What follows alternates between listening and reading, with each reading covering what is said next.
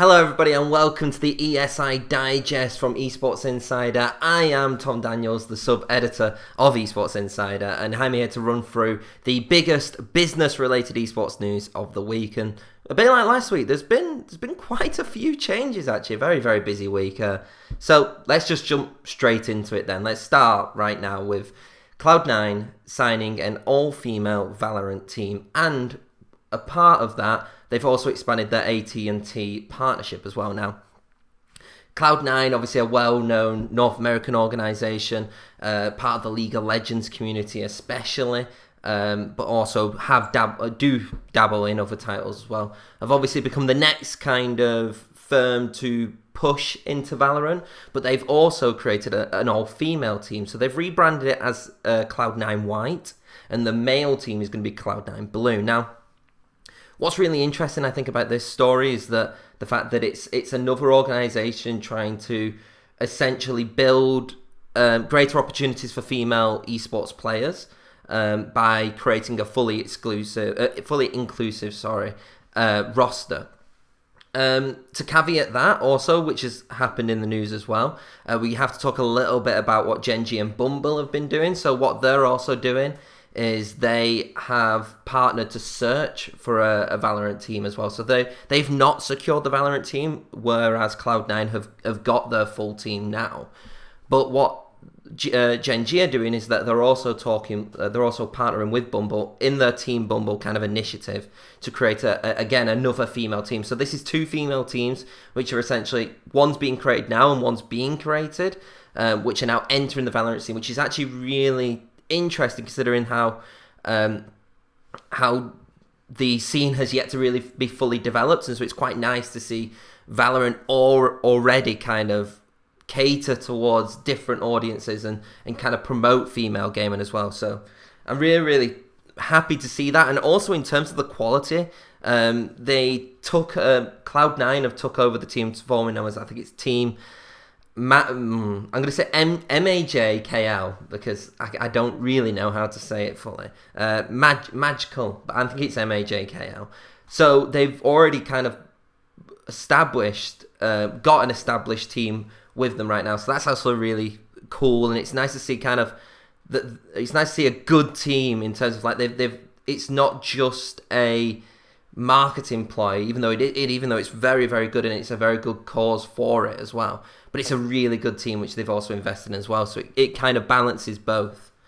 So let's go kind of then into what is, I would say, like the second big takeaway of today of the week. And it was kind of a story which occurred right at the beginning of the week as well. So it's kind of got lost a little bit. But I think the figures in it, again, it's another investment story. The figures in it are unbelievable. So VSPN have announced that in their Series B funding round, they have garnered $100 million with, probably this is the big news as well, Tencent leading that Series B funding. So along with the Tencent, the investments also include Tiantu Capital, SIG, and Kirishou. So what I really find interesting about this is that if for those who don't know, VSPN is a multifaceted organization, specifically in the Asian region.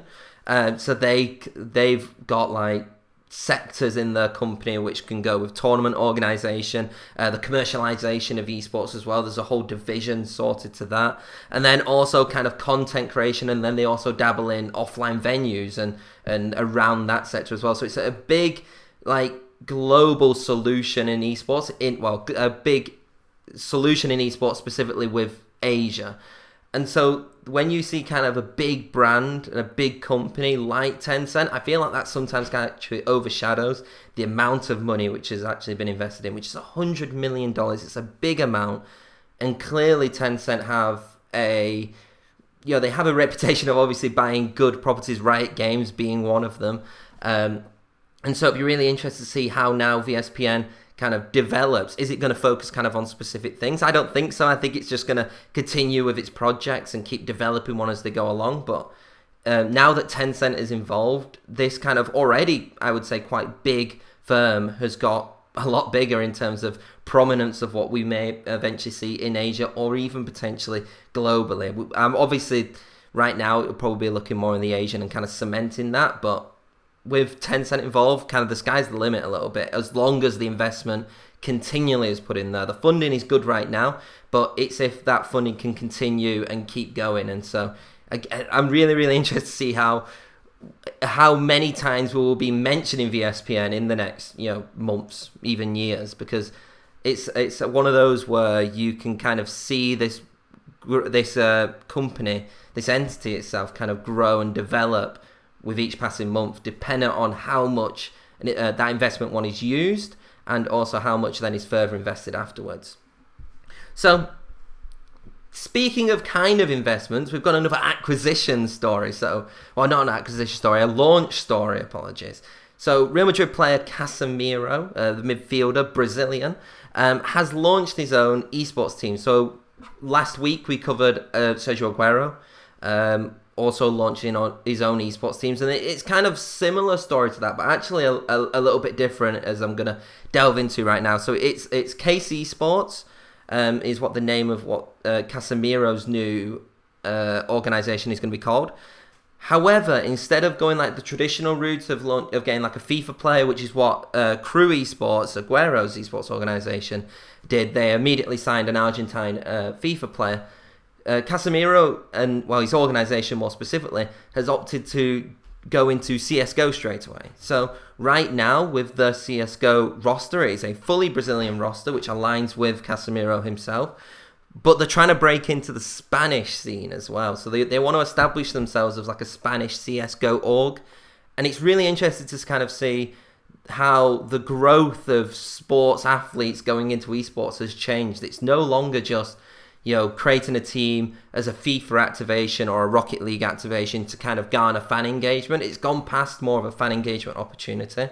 With CaseEsports, this is clearly an organization which is going to be developed to attempt to be competitive, not just used as a fan engagement opportunity. There will obviously be pros and cons with that as well. You can still use it for fan engagement. I can imagine that they will go into titles like FIFA, Rocket League, the more kind of football-centric platforms anyway. But the fact that off the bat they've already signed a quite highly regarded CSGO roster, they're going to be going into, I believe, the DreamHack competition, which is in December, which I think has got like 100,000, I believe it's euro prize pool. So they're already trying to compete in qualifiers. They've moved kind of all of their roster into Spain, into Madrid. So they're all going to be based there. They're going to have a gaming house. They've got an office. It's a fully fledged esports organization, which has clearly been developed prior. They've even also got the likes of HyperX and among other sponsors who have already kind of partnered with the organization, if you actually look at their website. So I think this is going to be another one where it's like, let's kind of see which of these sports stars and these athletes are kind of going to take hold of the esports scene, because right now we're seeing a lot of athletes come in as well. Like we've got the fact that Dion Waiters, the NBA player, he's also invested in like a Miami-based organization. He's not owning it, but he's invested in it. So that's going to be another one. But let's see kind of what's the right way to do, what's the right strategy to do, because I think right now it's still kind of a bit of seeing what can occur, and then I think after that there's going to be kind of a strategy which is laid out of how you actually can develop these brands fully from a sports perspective into an esports org. We're kind of going to stay similar to the sports-centric aspect with the next story. So DreamHack Sports Games have partnered with eManager to create a e-Super League fantasy game. So the e-Super League is the FIFA division of the Danish Super League. So obviously it's been discussed prior, but with how FIFA have been kind of integrating their esports, that they've been doing like the e-Premier League, the e-La Liga, and the e-Super League is no different. So I believe it's got like 15 of the Danish Super League sides. I think like Midtjylland and Brøndby are some of the ones which are involved as well. So they've partnered. So DreamHack Sports itself has partnered with eManager, and what I really like this is because it's creating like a dream team fantasy sports going into esports. So what they do is Fans can pick 5 esports players, 5 FIFA players from the eSuper League, and their performance kind of creates a score of how well they've done. And I'm guessing that they'll have like weekly leaderboards, and kind of similar to what fantasy football is in both like America and in the UK. I really like this kind of story because it kind of shows how there's going to be kind of sports IPs which are going to be integrating into esports more. And I think fantasy is something which, while has touched the surface, I think in games like League of Legends, COD and CSGO, I think there's a lot more which can be done. And then this kind of shows that there is the thought of doing stuff like this. And possibly if the eSuper League fantasy game goes through, then we can maybe see more in the League of Legends, that kind of fantasy platform being developed even more in Call of Duty, and especially I think in FIFA, considering there's already that knowledge of fantasy football going into FIFA itself because of the audience which they're at. And then we're going to close off with a final story. It's a little bit statistics here. So YouGov have released there, and I'm going to have to read this one. So it's the Gaming and Esports, the Next Generation White Paper. I wanted to get the title right. And so what the data analytics company has essentially done is it has gone through loads of facts and figures. It's gone through research with consumers, and it has been revealed, according to the report, that 37% of UK consumers are only familiar with esports. Now, what familiarity means is that they basically gave them a multiple choice question of essentially, what would you define as esports? And only 37% of UK consumers in their report correctly guessed what the term esports means. Now, for me, that's quite a shocking figure, in the sense that I would have thought that there would have been a little bit more of a knowledge of esports, but I guess these figures kind of show that while the scene is growing, it's still got a long way to go. As opposed to, they put it into comparison as well. China has, I believe it says, it was 72%, I've just seen from the reports now. 72% are familiar with esports. That's a major, majority of all of China which kind of familiar with it. And I believe that then 47% of those people are also engaged in esports as well, like actively engaged in the esports industry. So it kind of highlights that the UK does have a little bit of time to go, but these facts and figures also do help, I think, the industry, and it can kind of tracks the industry's growth as well. So that they also discuss certain things such as like I've said, engagement, but also familiarity within gamers, who people class themselves as gamers as well. It's a really, really interesting report. If you do want to check it out, along with any of the other articles as well, then don't forget to go on the Esports Insider website. That's about wraps up this ESI Digest. But yeah, I've been Tom Daniels, and like I said, there's loads more news which has come out as well. I know that there's going to be a lot of news, I think, breaking today, or which has probably gone out by now anyway. So hopefully everybody enjoys all the esports news. Hopefully everybody has a good time reading up on the greatest news in esports business. And yeah, this has been Tom Daniels, and we'll see you next week.